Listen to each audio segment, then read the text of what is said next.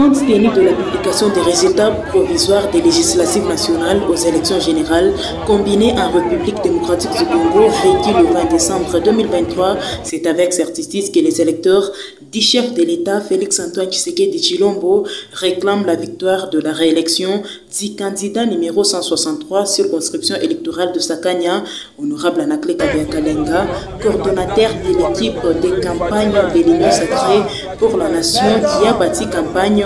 pour les présidents réélus dans tout le coin et les recoins qui constituent cette circonscription électorale, à savoir Sakanya, Kakielo, Lonchi, Lukangaba, Kasumbalesa-Ville, Égard et ses environs. Face à cette publication de la Commission électorale nationale indépendante CENI révélant la liste des 3 élus nationaux de cette circonscription électorale, cette population ayant voté pour l'honorable Anakle Kabea-Kalenga, candidat député national numéro 163, demande à la CENI de leur montrer tout le procès-verbaux des différents bureaux et centres de vote pour qu'ils sachent le nombre exact des voix que cet élu a obtenu au suffrage universel pour ne pas être proclamé comme étant victorieux avant de passer à une autre étape. Sa famille politique, Union pour la démocratie et le progrès social, a rassuré aux différentes maisons de presse de la place qu'il est le seul sur la liste des élus du peuple de 2018 qui rassemblait jeunes et vieux, fils et filles et autres parties prenantes, société civile, formation politique, confession religieuse pour échanger avec eux toutes les fois qu'il y avait de problèmes dans cette partie du pays, tels que le conflit ethnique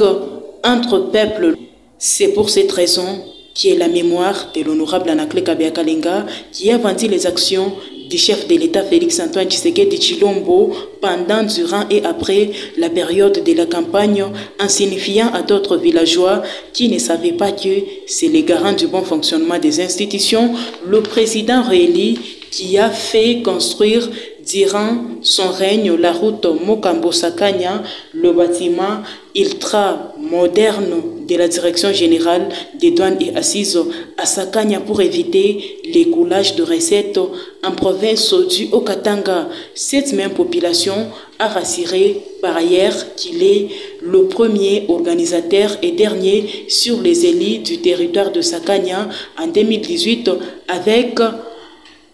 la mission au Parlement d'intervenir entre les citoyens et l'administration publique lorsqu'il examine les actions du gouvernement à pouvoir organiser une marche pacifique le 10 mars 2020 pour accompagner la population locale à dénoncer l'insécurité criminelle grandissante qui avait élu domicile pendant longtemps dans la ville frontalière de Kasumbalesa. Anakle Kabea-Kalenga était dans la rue avec son électorat de la place Mutombo jusqu'à la mairie qui louait les locaux privés sur la route Lubumbashi, où même un mémo était écrit par le parti au pouvoir et déposé à l'autorité urbaine aux côtés des FARDC à cette marche qui avait double objectif de soutenir les forces armées de la République démocratique du Congo agressées par le Rwanda via les M23 dans sa partie est,